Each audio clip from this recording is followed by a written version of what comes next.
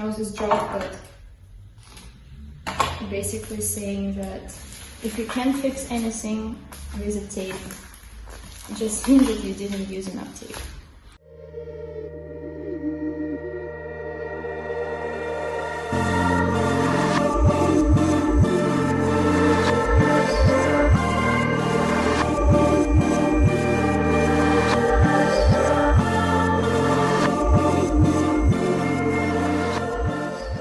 Hey guys, welcome back to my channel. Esther is here, and in this video I'm going to share with you how I pack and ship my paintings, so stay tuned.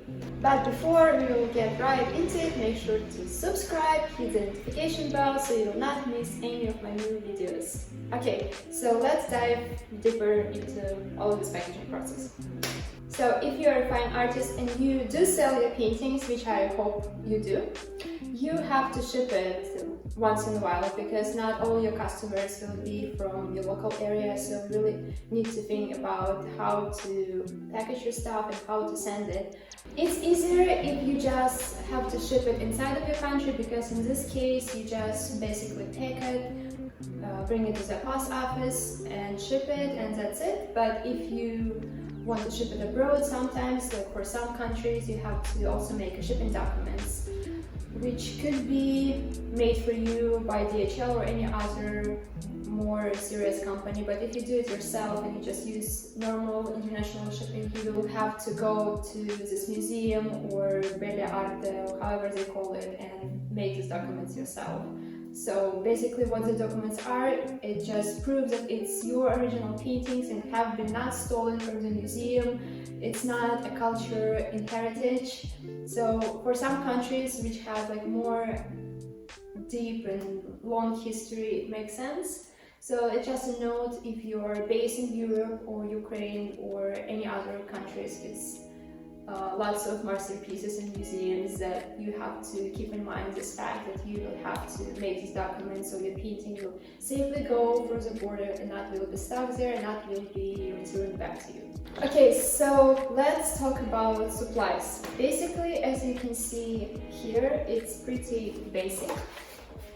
I just got this box from the basement. We just had it over here in the academy, but you can use any cardboard that you will find. You can buy a specific box, but you can also like use just any box you can find wherever. And I will be using also like bubble wrap to protect like all the edges, so it's just more safe for the painting. And it's like, it's just good to use bubble wrap every time you shoot anything, especially fine art. This is a painting that's gonna go to its new loving home, which I'm really happy about.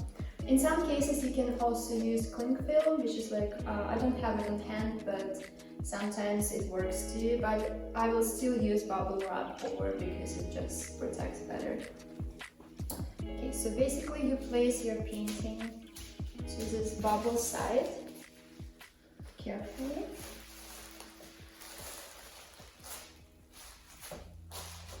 You can do like couple layers, but as like what I found, that usually if you just do it once, it's pretty good.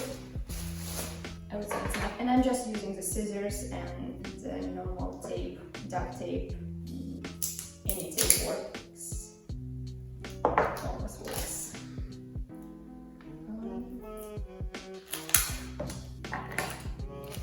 So most of all, I just make sure that it's like tight enough and it's not like dancing around the surface.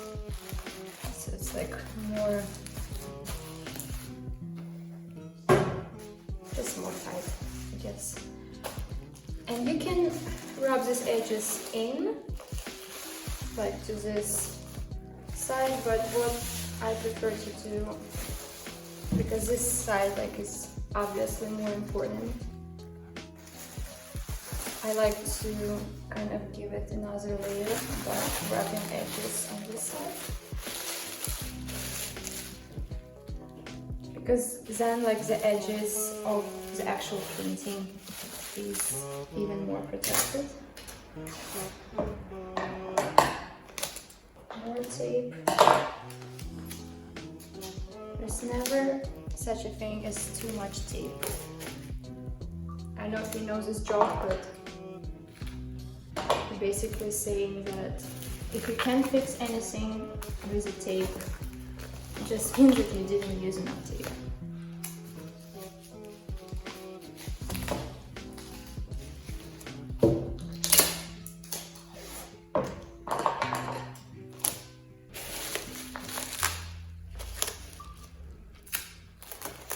And you see, like, this edge now is like getting like way more extra coverage, which is like so nice. Also, as you doing all of these things, you still want like to think about aesthetic and not like, it's like packaging is not like the most important thing in this process, but your customers definitely will be more happy to receive like a neat, accurate box. Okay, the tip I just figured out, just do smaller pieces of tape first, just to like mark this area, and then you can always like go around and make it more stiff.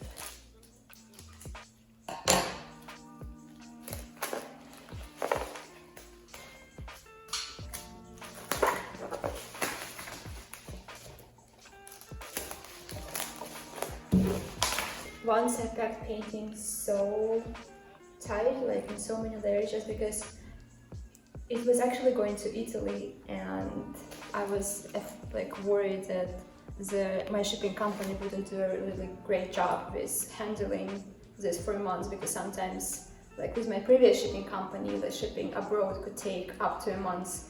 So I thought I would like pack it extra tight and just like make sure it's completely safe. So it took my customer like around 3 hours just to unpack everything, but she was like not complaining about it at all. It just was like so funny because it like had so many layers, and also like gift paper, pack extra stuff just like as a gift, which is like every time you unwrap another layer you see something interesting. So okay, so basically like sometimes I like to like more on corners and cover here, but I don't think it's like that necessarily, just like sometimes I do it and sometimes I not. And I think it's looking quite good to go straight to the box.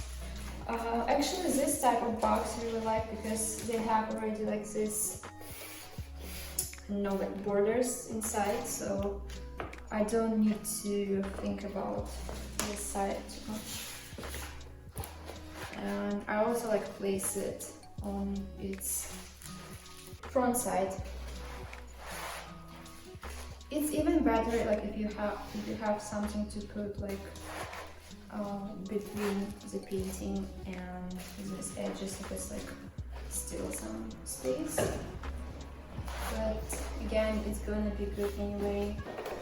Okay, so this box is like pretty simple. It has some like marks of use, but it's okay. I also put in a nice card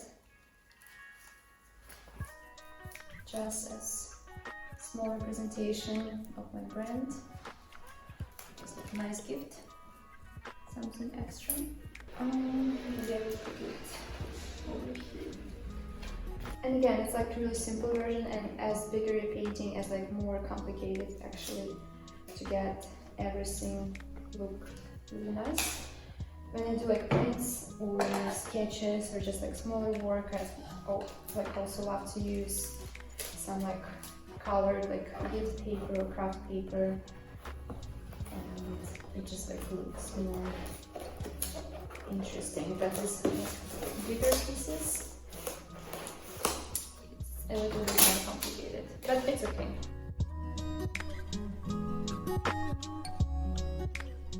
It would be actually really nice if you have someone to help you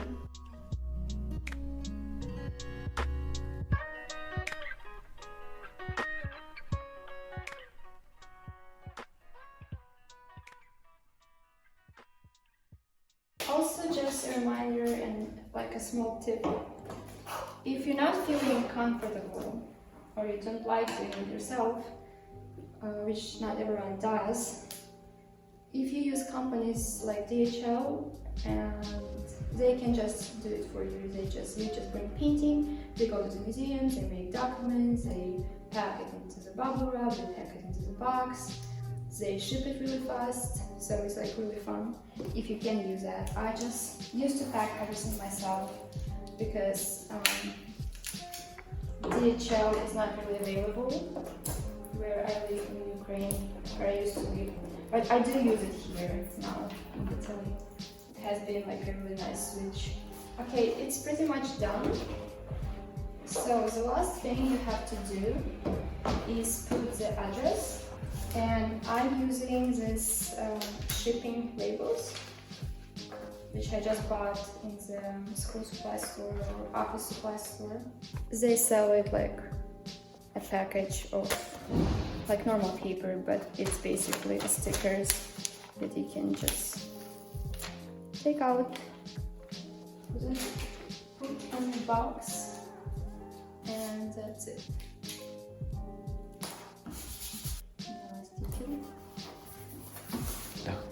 So you put your address here, you put the person you're shipping to, their address there, and that's it. So basically that's all I had for today, and thank you so much for watching. I hope this small tip was helpful for you and you can use it in your own art career. And yeah, let me know in the comment section down below, how do you handle shipping your artworks, and if you do that, like which companies do you use, like which troubles you encounter handling all of that. I would love to hear your thoughts. Thank you for sharing your insights, thank you for all the support, and thank you so much for being with me alongside this journey. I appreciate all your guys' support, and I will see you next week. Bye bye. So today I'm gonna ship this beautiful painting to its new home, and it's inside of Italy, so it will be pretty simple. And we have post office really close by, which I'm really thankful for. So that's where we're going right now. It is, of course, still open.